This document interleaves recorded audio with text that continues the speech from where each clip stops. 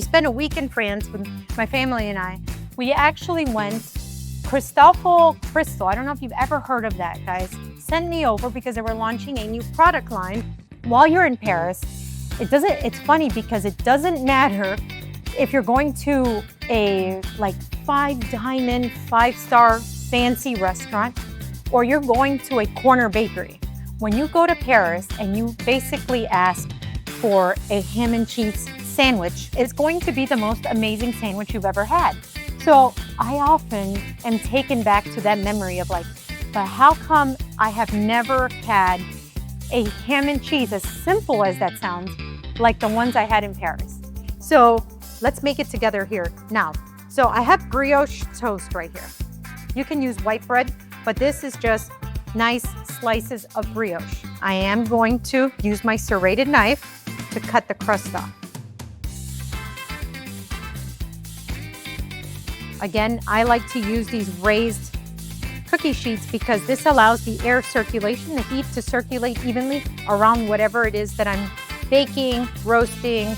It's at 425 degrees right now. Next, I'm gonna get my ham and cheese, about a 1/4 cup of mayo with a teaspoon of whole grain Dijon mustard, a black pepper, just a pinch, a drizzle of white truffle oil, again, a pinch of salt, and this is a simple Dijonnaise, very simple. You can use it for any other type of salad. Let's check on our bread. We're gonna flip them around. Swiss cheese, for me, is one of the most flavorful cheeses, but really any melty cheese would work. So here they are, beautifully toasted. Again, this is like really overdoing a sandwich, guys. I'm cutting up a shallot because we're gonna make our own little quick vinaigrette. So this is very little, so I wanna make sure I'm holding this. But same technique, we're gonna make a bunch of little slices across, and we wanna get this as small as possible. Shallots have a lot more flavor, it's concentrated flavor, but even though they have more flavor, they're not as sharp.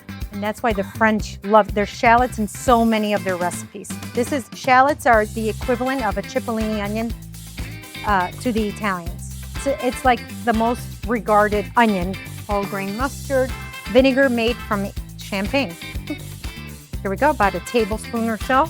Let's add salt and pepper.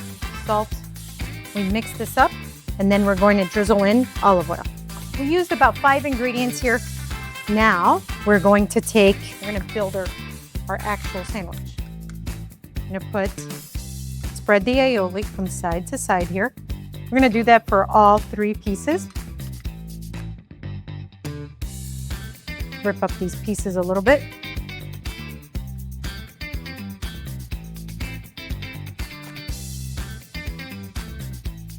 Gets a dab of butter, okay?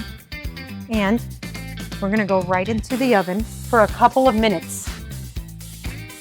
Now, I'm going to soft cook an egg here.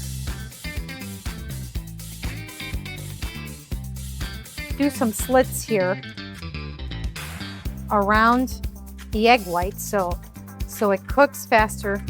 And yes, I also put a lid on this to kind of steam it from the top.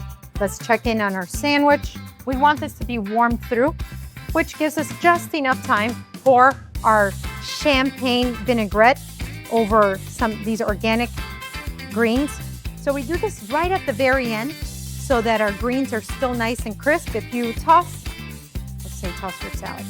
If you toss your greens in your dressing too soon, they'll start to wilt.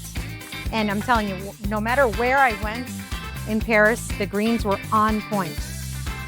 So we're gonna put this on the side. And the purpose of these greens are that high acid from the champagne vinaigrette, the champagne vinegar, and the sharpness of the shallots is just cuts through the richness of the sandwich. Perfect egg. Let's move these eggs around.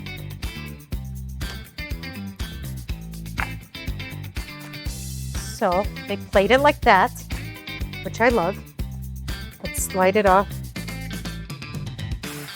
with a little bit of salt, a little extra drop of truffle oil. I'm gonna break that yolk. Oh my gosh. that is just so much delicious, rich French goodness. Now, the contrast of that richness with the greens it's mind-blowing, guys. It's funny how like certain foods take you right back to a certain place, a certain time. And you know, if you don't have the chance to get on a plane and plan a big trip, you can always use food to take you there. And it works for me.